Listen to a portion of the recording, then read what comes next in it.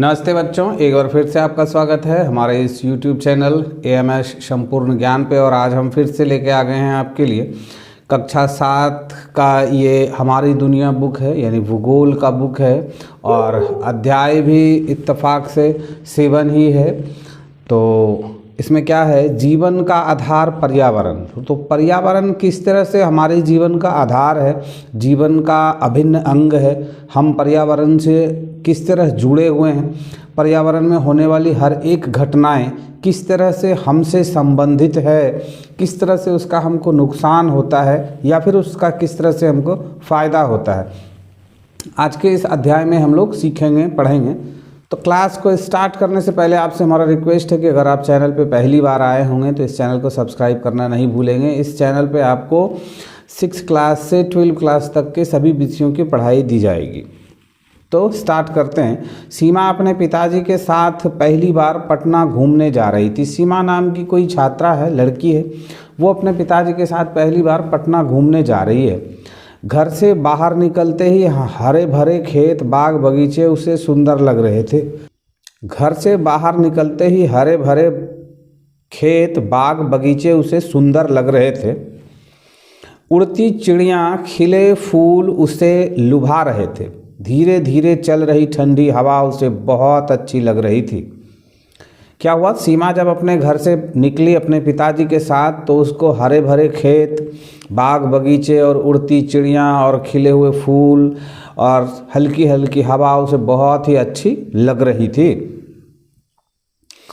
दोनों शहर पहुँचे। बस से उतरकर उन्होंने ऑटो रिक्शा पकड़ा। बड़ी बड़ी सजी दुकानें, सरपट भागते स्कूटर, कार, मोटरसाइकिल देखकर वह सोच रही थी, क्या शहर ऐसा होता है। जब वो शहर गई तो उसको लगा कि शहर में तो सभी गाड़ियों से इधर से उधर भाग दौड़ कर रहे हैं। तो उसको लग रहा था कि शहर इसी को कहते हैं कि भाई यहाँ तो सड़कें हैं और सड़कों पर बहुत सारी गाड़ियाँ चल रही हैं और बड़े बड़े दुकान हैं। आपको ज़रूरत का जो भी सामान है वो आप इजी वे में ख़रीद सकते हैं।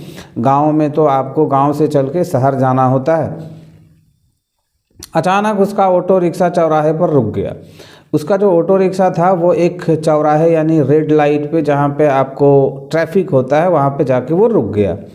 वहाँ चारों तरफ से गाड़ियाँ कतार में खड़ी थी। गाड़ियों का धुआं चारों ओर भरा हुआ था। सीमा की आंखों में जलन होने लगी तथा उसका सांस लेना भी मुश्किल हो रहा था। अब सीमा को शहर की सबसे पहली कठिनाइयों से सामना हो रहा है कि शहर में तो बड़ा चकाचौंध थी, दुकानें भी सजी थी और स्कूटर और कार मोटरसाइकिल से लोग इधर से उधर हो रहे थे। लेकिन जब उसकी गाड़ी एक चौक चौराहे पर रुक जाती है तो फिर वहाँ उसके धुएं से उसको परेशानी होने लगती है। उसको सांस लेने में मुश्किल हो रहा है, उसकी आंखों में जलन हो रहा है, उसका दम घुटने लगता है। उसने अपने पिताजी से गमछा मांगा तथा अपने मुँह, नाक और आँखों को ढक लिया। गाड़ियों का शोर, हॉर्न की तेज आवाज़ उसे काफ़ी परेशान कर रही थी। उसे लग रहा था जैसे उसका दम घुट जाएगा। क्या हो गया, अब उसने तो अपने पिताजी से गमछी लेके और अपने मुंह को ढक लिया, लेकिन उसके बाद भी गाड़ियों का जो हॉर्न था और फिर वो धुएं का जो गैस, उसको कुछ न कुछ तो सांस के द्वारा जा रहा था। उससे उसको लग रहा था जैसे अब उसका दम घुट जाएगा, यानी अब वो नहीं जी पाएगी। और गाड़ियों के हॉर्न और इंजनों के आवाज़ से वो परेशान हो गई थी। सीमा ने पिताजी से पूछा, पिताजी गांव में तो मुझे ऐसा नहीं होता था, यहाँ ऐसा क्यों हो रहा है। सीमा को लगा कि आखिर ऐसा हमको क्यों हो रहा है, आंखों में जलन क्यों हो रही है और फिर मेरा दम क्यों घुट रहा है।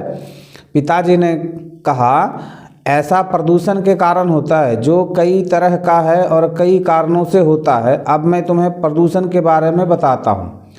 प्रदूषण क्या हो गया, ये पर्यावरण जब दूषित हो जाता है तो उसी को कहते हैं प्रदूषण। तो वो प्रदूषण क्या है, प्रदूषण बहुत तरह के होते हैं। तो उसके पिताजी ने कहा कि अब मैं तुम्हें प्रदूषण के बारे में बताता हूँ।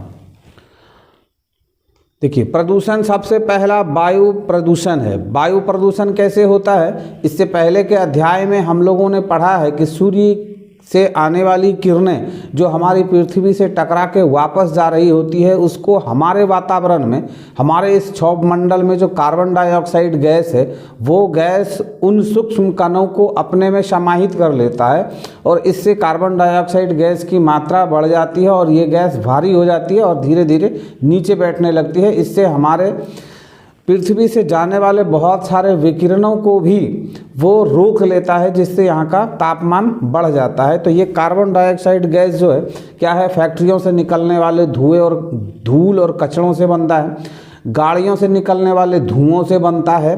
तो इन सब गैसों की मात्रा बढ़ जाती है तो ये क्या कहलाता है, वायु प्रदूषण कहलाता है। तो गाँव में तो गाड़ियाँ कम चलती है और शहरों में गाड़ियाँ अधिक चलती है, कल कारखाने अधिक चलते हैं, तो शहरों में प्रदूषण अधिक होता है। तो वायु प्रदूषण क्या हो गया, ये आपको समझ में आ गया।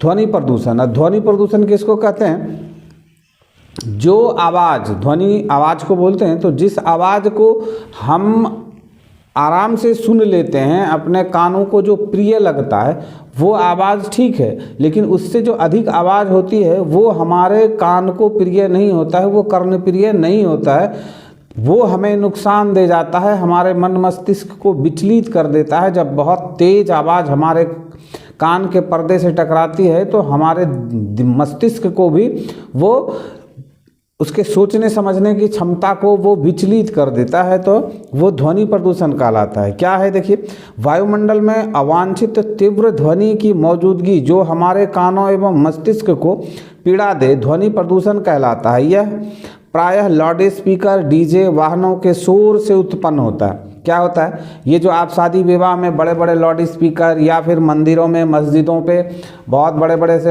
हैवी लाउड स्पीकर लगे होते हैं, उनकी जो आवाज़ होती है, गाड़ियों के इंजन का आवाज़, गाड़ियों से जो हॉर्न बजाया जाता है उसकी आवाज़ से ये ध्वनि प्रदूषण होता है। सीमा ने पिताजी से कहा, पिताजी क्या हम पैदल नहीं चल सकते?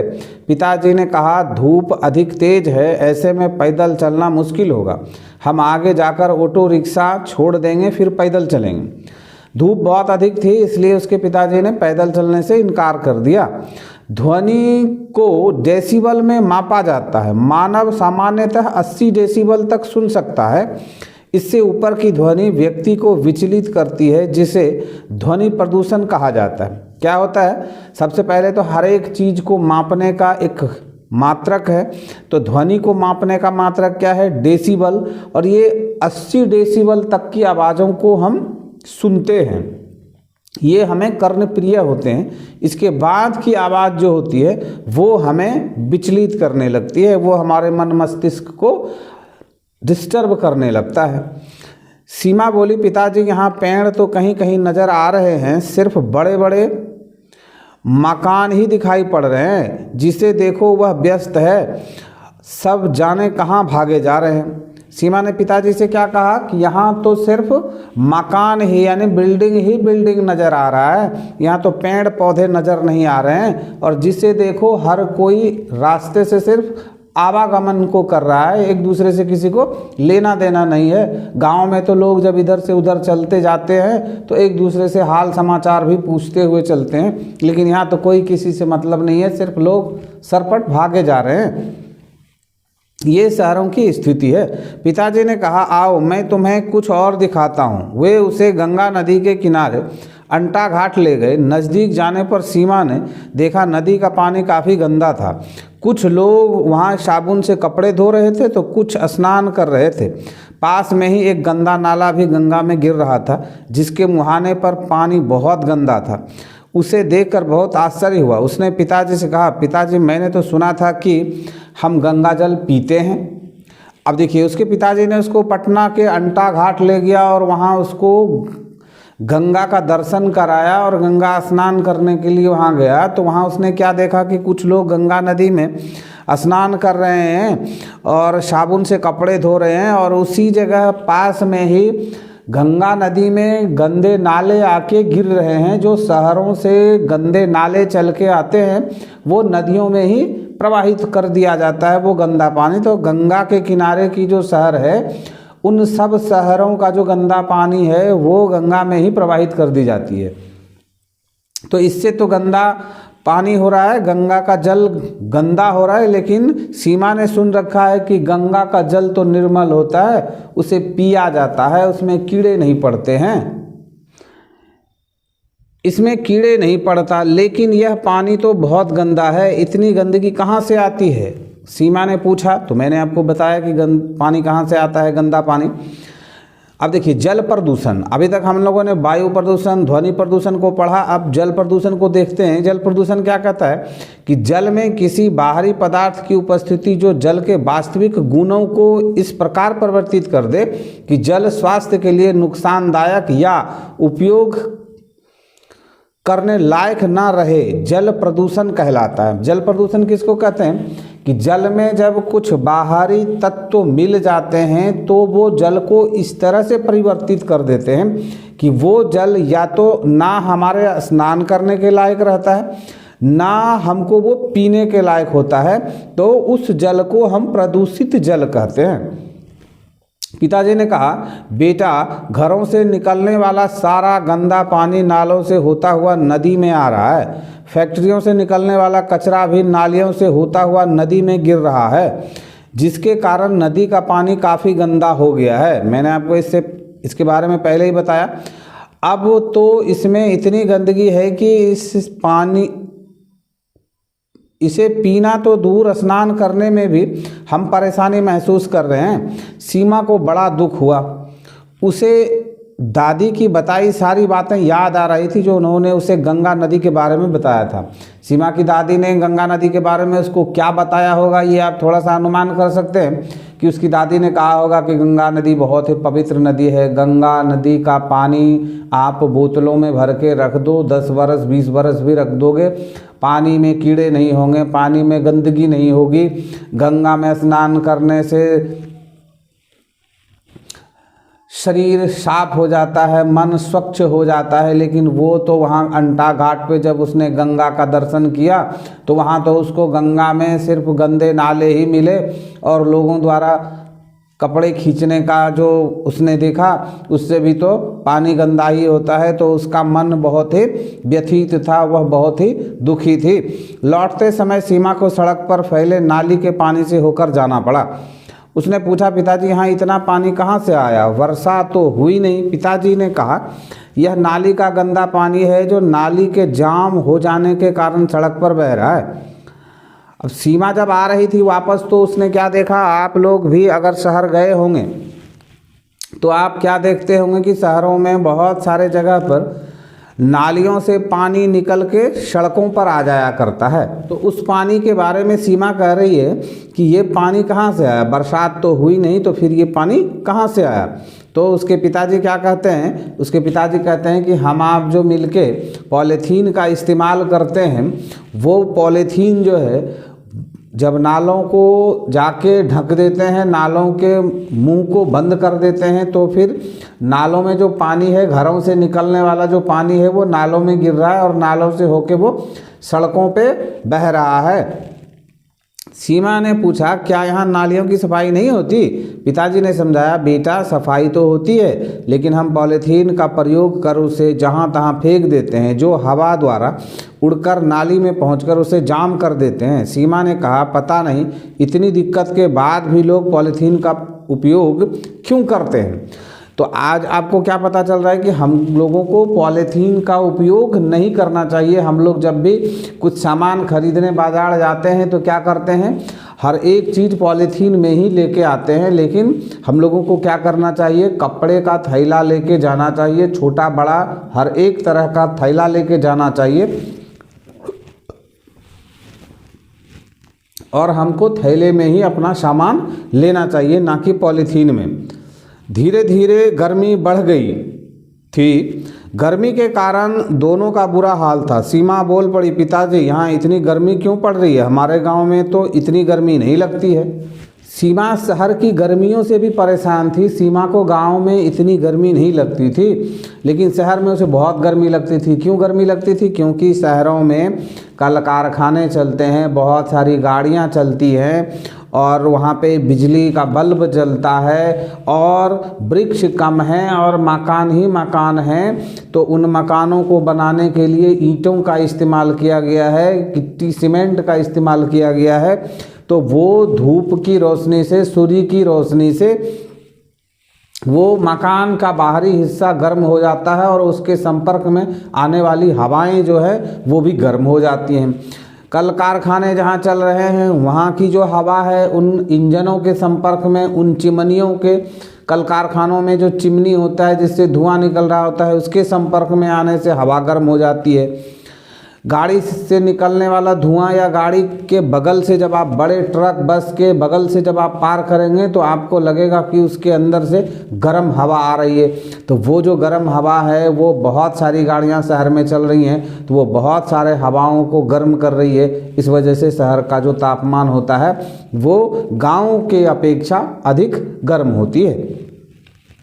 अब ये देखिए पीले कोष्टक में दिया है कि बिहार सरकार की पहल पर केंद्र सरकार ने सोंस यानी डॉल्फिन को संरक्षित राष्ट्रीय जलीय जीव घोषित किया है। यह जीव गंगा नदी में पाया जाता है। इस जीव का प्रमुख खाद्य नदियों का कचरा है, अतः इसे गंगा नदी की सफाई का प्राकृतिक स्रोत माना जाता है।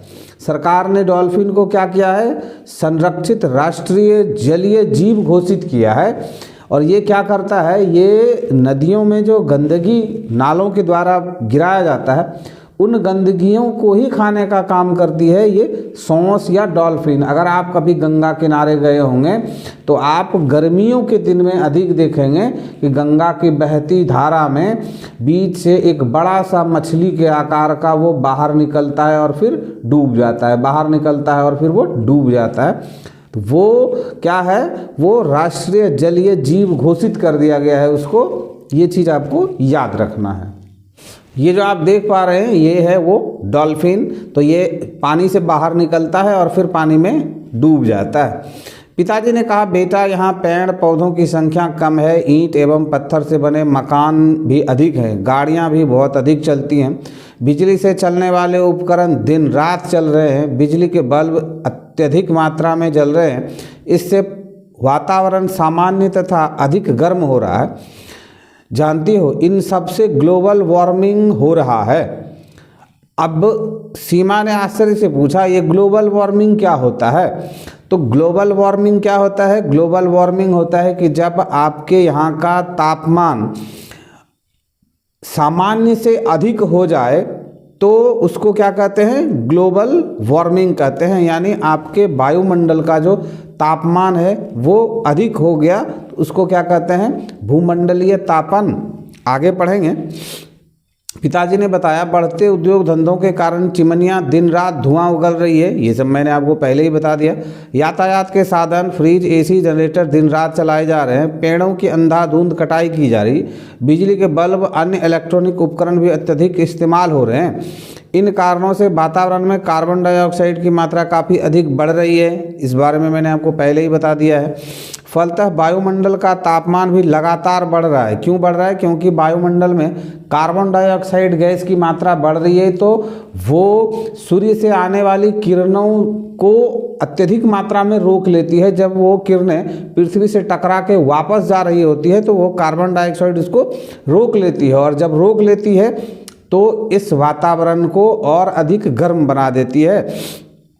यह समस्या पूरे विश्व के लिए है, इसलिए इसको भूमंडलीय तापन यानी ग्लोबल वार्मिंग कहते हैं। भूमंडल किसको कहते हैं? ये जो पृथ्वी वाला भाग है इसको भूमंडल कहते हैं, जल वाले भाग को जलमंडल कहते हैं। तो ये भूमंडल का तापमान क्या है, वो बढ़ गया है। क्यों बढ़ गया है? क्योंकि कार्बन डाइऑक्साइड गैस की मात्रा अधिक है। और कार्बन डाइऑक्साइड गैस कहाँ से होता है? धुएं से होता है। कार्बन डाइऑक्साइड गैस फैक्ट्रियाँ चलती है उससे होता है, गाड़ी चलता है उससे होता है। और हम आप जो सांस छोड़ते हैं वो क्या छोड़ते हैं? कार्बन डाइऑक्साइड छोड़ते हैं। और जब पेड़ पौधे बहुत अधिक मात्रा में होंगे तो पेड़ पौधे अपना भोजन बनाने में किसका सहयोग लेते हैं? कार्बन डाइऑक्साइड का। तो वो उस कार्बन डाइऑक्साइड को ग्रहण कर लेते हैं। लेकिन शहरों में तो पेड़ पौधे होते ही बहुत कम हैं और कार्बन डाइऑक्साइड गैस की मात्रा बहुत अधिक होती है। तो वहाँ जो पेड़ पौधे हैं बहुत कम ही कार्बन डाइऑक्साइड को ले पाते हैं। इस वजह से वहाँ अधिक गर्मी हो जाती है।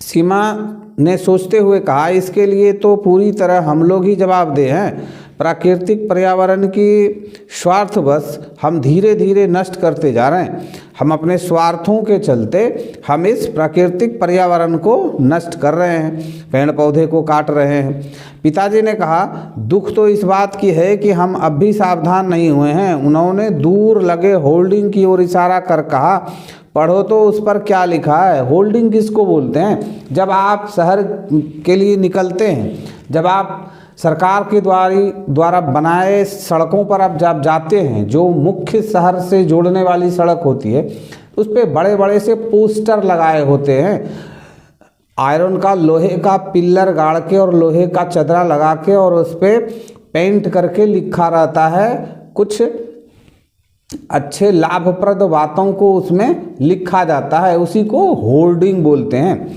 सीमा ने पढ़कर सुनाया, क्या है होर्डिंग? देखिए, शिव समान विष पीते बन, कामधेनु सा देते धन। देखिए, शिव समान विष पीते, आपको पता होगा कि जब समुद्र का मंथन हुआ था तो एक तरफ विष आया था और एक तरफ अमृत आया था, तो सभी देवताओं ने विष पी लिया और सभी देवताओं ने अमृत को पी लिया और शिव जी ने विष को पी लिया था। कामधेनु सा देते धन, कामधेनु बोलते हैं, कामधेनु एक गाय होती थी जिससे आप जो अपेक्षा रखते हैं वो आपको दे देती थी, तो उस तरह से उसको कामधेनु बोला गया। किसको? जंगल को। वृक्षों की भरमार, खुशियाँ अपार, मतलब जंगल में वृक्ष बहुत अधिक होंगे तो खुशियाँ अपार होगी, यानी वातावरण शुद्ध होगा, वायुमंडल शुद्ध होगा, तो हम बीमार कम होंगे, तो खुशियाँ अपार होगी। ये उस होर्डिंग में लिखा था। सीमा को होर्डिंग पढ़ने में बहुत मज़ा आ रहा था। उसने कहा, पिताजी इस पर तो बड़ी अच्छी बातें लिखी है। अब उसका ध्यान सड़क पर लगे एक होर्डिंग पर गया, वह उसे पढ़ने लगी। उसमें देखिए क्या लिखा था, पॉलीथीन का इस्तेमाल जीवन खतरे में डाल। कहने का अभिप्राय है कि अगर आप पॉलीथीन का इस्तेमाल करते हैं तो आप अपने जीवन को खतरे में डालते हैं। स्वच्छ नदी वृक्ष हरे भरे हों, नदियाँ स्वच्छ होनी चाहिए और वृक्ष हरे भरे होने चाहिए, तो जीवन खुशहाल, तो जनजीवन जो है वो खुशहाल होगा, समस्याएं कम होगी, बीमारी कम होगा। पुण्य सलीला, मतलब पुण्य के समान भगीरथी में मानव कुछ मत डाल। गंगा नदी या इस तरह से और भी जो नदी है, उन नदियों में पुण्य सलीला मतलब पुण्य के समान जो नदी है उसमें आप कुछ भी गंदगी ना डालें, ये मनुष्य से कहा जा रहा है। सीमा सोच में पड़ गई, इतनी अच्छी बात पढ़कर भी लोगों पर असर क्यों नहीं होता? कैसे लोग हैं, थोड़ी सी सुविधा के लिए अपना जीवन खुद खतरे में डाल रहे हैं। उसने पिताजी से पूछा, क्या जैसा लिखा है हम वैसा नहीं कर सकते हैं? पिताजी ने कहा, क्यों नहीं, बस हमें कुछ छोटे छोटे संकल्प लेने होंगे। हमें पेड़ पौधों को नुकसान नहीं पहुंचाना होगा, खूब वृक्ष लगाने होंगे, वाहनों का प्रयोग कम करना होगा, साइकिल चलाने एवं पैदल चलने की आदत डालनी होगी। नालियों का गंदा पानी नदी में ना जा पाए, इसके लिए सूखता गड्ढा बनवाना होगा। सीमा ने जब इन सारी समस्याओं को देखा, समझा, पढ़ा, तो उसको लगा कि क्या हम लोग भी इसके लिए कुछ नहीं कर सकते हैं? तो उसके पिताजी ने क्या बताया कि हाँ, हम छोटे छोटे संकल्प ले सकते हैं। हम ये आज प्रण कर सकते हैं कि आज के बाद हम पॉलीथीन का इस्तेमाल नहीं करेंगे। हम जब भी बाज़ार जाएंगे तो छोटे छोटे थैलों को और बड़े बड़े थैलों को भी लेके जाएंगे। छोटा सामान छोटे थैलों में, बड़ा सामान बड़े थैलों में लेके ही घर आएंगे। पॉलीथीन का इस्तेमाल हम नहीं करेंगे। हम बेवजह के गाड़ियों पे इधर से उधर नहीं जाएंगे। साइकिल का इस्तेमाल करेंगे। गंदे पानी को तालाब तक जाने से रोकेंगे, नदियों तक जाने से रोकेंगे। उसके लिए हम क्या कर सकते हैं? सोखता गड्ढा बना सकते हैं। गंदा पानी को जमा करने के लिए बनाया गया ढक्कनदार गड्ढा जिसमें ईंट एवं रेत भरा गया हो, ताकि पानी जमीन के अंदर तक चला जाए एवं गंदा पानी जहाँ तहाँ नहीं बिखरे। सूखता गड्ढा बनाने के लिए क्या बोला है? ईंट और रेत से भरा हुआ हो। जब उसमें गंदा पानी जाएगा तो रेत और ईंट में उस गंदे कणों को अवशोषित कर लेगा और स्वच्छ जल धीरे धीरे धीरे जमीन के नीचे बैठ जाएगा, जिसे हम फिर से चापानल और कुएं के द्वारा प्राप्त करते हैं। इससे पहले के अध्याय में हम लोगों ने जल के स्तर के बारे में पढ़ा था। तो ये जल कहाँ से आते हैं? ज़मीन के नीचे। इसी तरह तालाब और गंदे नालों से बहकर जो पानियाँ जाती हैं वही धीरे धीरे पानी बैठ के नीचे जाता है, जो कि जिस पानी का हम फिर पीने में उपयोग करते हैं। सीमा ने कहा, पिताजी हमारे घर का पानी भी तो बगल के तालाब में जाकर मिलता है, तब तो हम भी पानी को गंदा कर रहे हैं, हमें भी तो ऐसा नहीं करना चाहिए। उसके पिताजी ने भी सहमति जताई। सीमा ने क्या कहा कि हमारे घरों का भी तो पानी जाके तालाब में गिर रहा है, इसका मतलब है हम भी तो उस पानी को गंदा कर रहे हैं, तो हमको ऐसा नहीं करना चाहिए। घर लौटते समय सीमा के दिमाग में यही बातें गूंज रही थी कि हमने जाने अनजाने में इस पर्यावरण को कितना नुकसान पहुंचाया है, यह कैसे ठीक होगा। उसने सोचा और प्रण किया। क्या प्रण किया? कि मैं अधिक से अधिक वृक्ष लगाऊंगी, मैं पॉलीथीन का उपयोग नहीं करूंगी, मैं जहाँ तक संभव होगा खनिज तेल चलित वाहन का प्रयोग नहीं करूंगी। मतलब खनिज तेल चलित वाहन यानी जो डीजल, पेट्रोल, केरोसिन तेल से चलने वाले वाहन हैं उसका प्रयोग हम नहीं करेंगे। अब के समय में तो आप बैटरी वाला, इलेक्ट्रिक वाला बाइक आ गया, कार आ रहा है, टोटो आ रहा है, तो आप उससे हम पर्यावरण को बहुत हद तक बचा सकते हैं। मैं गंदे पानी का निपटारा उचित तरीके से करूंगी। अपने घरों से जो गंदा पानी निकलता है उसको पहले हम गड्ढों में समाहित करेंगे और फिर वो धीरे धीरे ज़मीन के नीचे जाएगा। मैं जल का संरक्षण करूंगी तथा दूसरों को भी ऐसा करने के लिए प्रेरित करूंगी। जल को भी संरक्षित करना है, बेवजह का जल को बर्बाद नहीं करना है और हम दूसरे को भी प्रेरित करेंगे। इससे पहले के अध्याय में हम लोगों ने पढ़ा है कि बरसात के पानी को भी हम गड्ढों में सुरक्षित रख सकते हैं, जिससे कि हमारे जल स्तर में वृद्धि हो जाएगी। अगर आप इससे पहले के क्लासेस को नहीं देखे हैं तो आप प्लेलिस्ट में चले जाएं और वहाँ से जाके आप देख सकते हैं। अब देखिए, क्या हम सब सीमा जैसे करेंगे? अब ऐसा सवाल आपसे पूछा गया है तो आपसे रिक्वेस्ट है कि आप भी ऐसा ही कुछ करेंगे, तभी ये पर्यावरण सुरक्षित रह पाएगा। अब देखिए, रामू की बुद्धिमानी के बारे में एक ये स्टोरी है। इसमें क्या कहा गया है कि रामू जिस गांव में रह रहा था उसके गांव में एक तालाब था और उस तालाब में बहुत गंदगी थी। तो रामू ने अपने गांव वालों को कहा कि भाई ऐसा करो कि इस तालाब में अगर कुछ मछलियां डाल दी जाए तो वो मछलियां जो है मच्छर और मच्छर के लार्वा को भी खा जाएगा, तो गांव में मच्छर भी कम हो जाएंगे और इस तालाब में मछलियां भी पल जाएंगी। और जब मछलियां इस तालाब में रहेंगी तो इस तालाब का जो पानी इतना गंदा है वो भी साफ हो जाएगा। लेकिन गांव वालों ने उसकी बातों को सही से नहीं लिया, लेकिन वो अपने दोस्तों के साथ मिल के वो एक मत्स्य पालन केंद्र पे गया और वहाँ से कुछ मछलियों के छोटे मछलियों को लाया और उसने उस तालाब में उसको डाल दिया। जब उसने उस मछलियों को डाल दिया तो धीरे धीरे गांव में मच्छरों की संख्या कम हो गई और तालाब का पानी भी धीरे धीरे साफ हो गया और आसपास पंछियां भी उड़ने लगी। क्योंकि उस तालाब में जब मछलियां थी तो मछलियों को खाने के लिए कुछ पक्षी आएंगे, वहाँ पे कुछ मेढक होंगे, कुछ घोंगे होंगे, तो इस तरह से तालाब भी थोड़ा अच्छा दिखने लगा। और मछलियों के साथ साथ मछली का भी सेवन किया गांव वालों ने। और फिर गांव वालों को रामू ने बताया कि अगर आप इसमें सिंघाड़ा और मखाना की भी खेती करते हैं तो आपको और इससे अधिक लाभ होगा। मछली तो उसमें है ही, उसमें आप सिंघाड़ा और मखाना का भी खेती कर सकते हैं, तो उससे भी आपको लाभ हो जाएगा। तो अगर आपके गांव में भी आसपास में इस तरह से बेकार पड़ा हुआ पोखर तालाब है जिसमें सिर्फ गंदगी ही गंदगी है, तो आप भी अपने आसपास के लोगों को इकट्ठा करके और उनको उस तालाब में मछलियों को डालने के लिए कहें और उससे लाभ उठाएं। तो मुझे उम्मीद है कि आप अगर इस क्लास को पढ़ते हुए यहाँ तक आ गए होंगे तो आपको ये क्लास ज़रूर अच्छा लगा होगा। तो एक लाइक बनता है, लाइक ज़रूर करेंगे। और अगर आप इंग्लिश सीखना चाहते हैं तो हमारा खुद का एक चैनल है AMS स्पोकन गुरु के नाम से। आप अपने YouTube के सर्च बार में जाके इसको सर्च करेंगे तो हमारा चैनल मिल जाएगा। वहाँ से आप ट्रांसलेशन और ग्रामर और इस 7 क्लास का बिहार बोर्ड का आप इंग्लिश भी वहाँ से पढ़ सकते हैं। तो मिलते हैं हम फिर नेक्स्ट क्लास में।